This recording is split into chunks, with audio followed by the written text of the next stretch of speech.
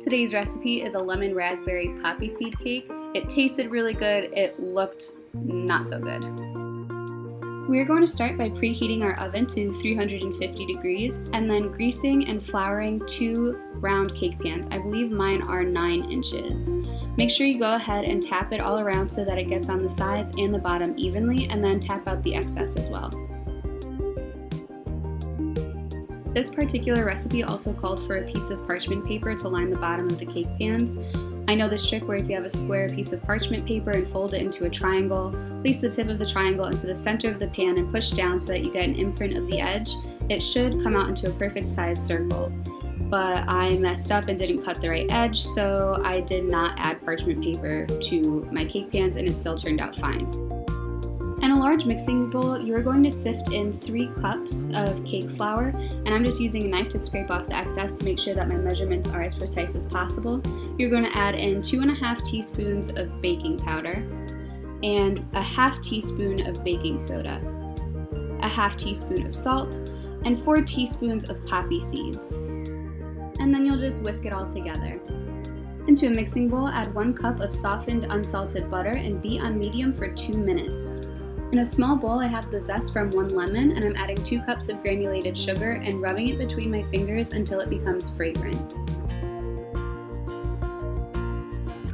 Add in the sugar mixture to the butter and beat on medium for 3 to 5 minutes. Meanwhile, in a small bowl, crack 4 eggs and set it aside.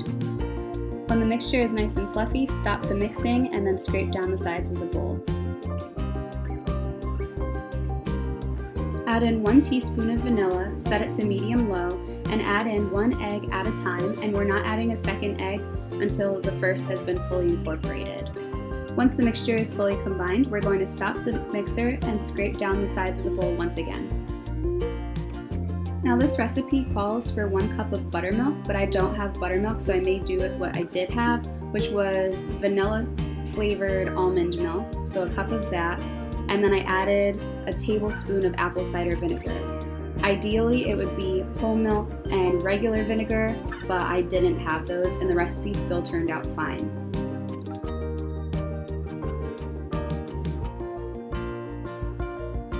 Juice a full lemon and then add the juice into our buttermilk. With the mixer now on low, we are going to alternate our flour mixture with the buttermilk mixture. And start with the flour mixture and end with the flour mixture if you can. And can anyone tell me why I grabbed the measuring cup like this? It's very creepy. Mix it for no more than 30 seconds after the last streaks of flour have disappeared. I'm just going to give the bowl one more scrape down and then move it over to the pans. Split it evenly between both pans and make sure that it's flat. We will bake them for 26 to 28 minutes or until a toothpick comes out clean. And now onto the frosting. In a medium-sized pot, we're going to add 2 cups of granulated sugar, 1 cup of water, 2 tablespoons of corn syrup, and then we're only going to give it 1 stir. We'll heat it until it boils and reads for a temperature of 235 degrees Fahrenheit on a candy thermometer. In a large mixing bowl, add 5 egg yolks and 1 whole egg. I messed up and kept adding whole eggs, so you'll see me a little bit later dig out the yolks with a shell and add them to a different bowl. Beat the eggs on high until they get thick and pale, and when you mix them, it'll smell exactly like eggs, and I can't stand that smell, so you'll hear me gag in just 1 second. When you take the sugar mixture off the heat, you're going to add it into the bowl with the eggs and mix it until the outside of the bowl returns to room temperature. You can see me feeling the bowl. Next, we need to cut up 3 cups of unsalted butter into small pieces. That's 6 sticks of unsalted butter.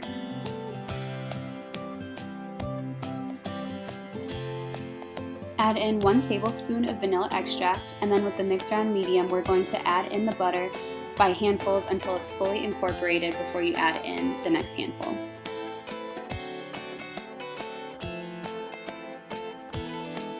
Once all the butter has been added, beat the mixture on high for about 1 minute until it's silky and smooth, and this is what it should look like. We're adding a little bit of raspberry jam to the buttercream just to give it a little bit more flavor, and my mom was so kind to come over and help me. We also added a little bit of food coloring. I don't know how to frost cakes very well, so my mom and I were talking about it, and she told me that this frosting is way easier to use than regular frosting. I can tell that this frosting is different. Yeah. It just seems like it's more easily spread without picking up the cake. I am whisking about a half a jar of raspberry jam so that when we add it between the layers of cake, it's a little bit easier spread.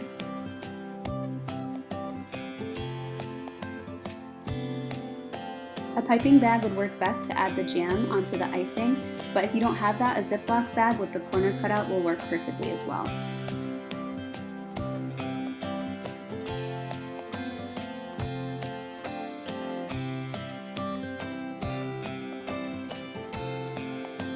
Unfortunately, my mom had to leave before the cake could be all the way frosted, so this was the last time that the cake and myself knew any peace.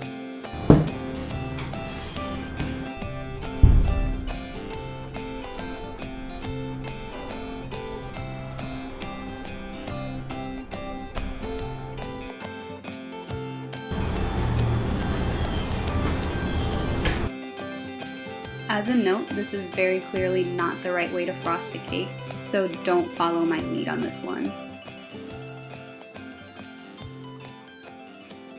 It's not recommended to frost the cake with your fingers.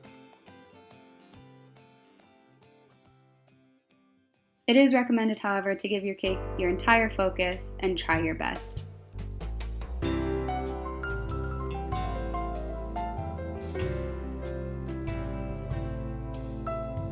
And from here, somehow, things still only got worse.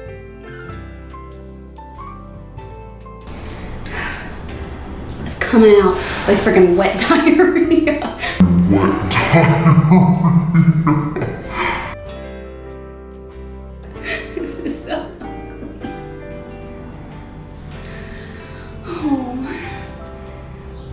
Oh man. No one can honestly tell me that this looks appetizing.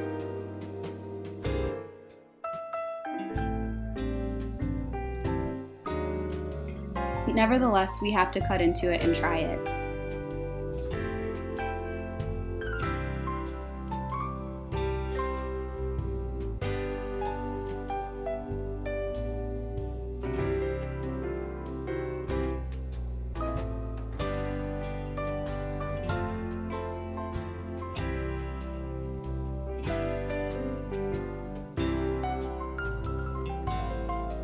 I do love it, but I won't make it again because that was way too much work. It came out so ugly. If you want to make it, I hope your frosting comes out less wet than mine does.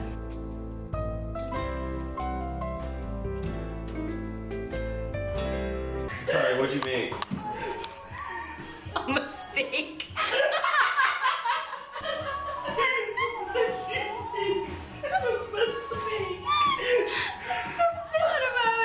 So let's focus on the positives here. Jordan, do you have a favorite? It's definitely only the cake. Everything else except the actual cake is crap. There is streaks of butter in the frosting. Look, you see the poppy seeds in there? Little black spots.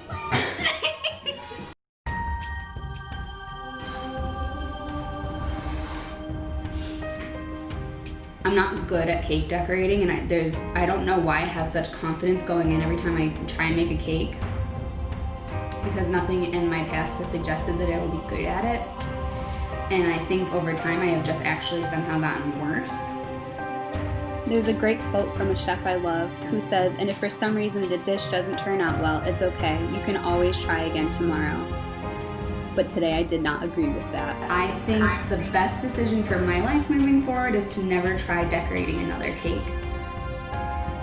They ask you how you are, and you just have to say that you're fine when you're not really fine, but you just can't get into it because they would never understand.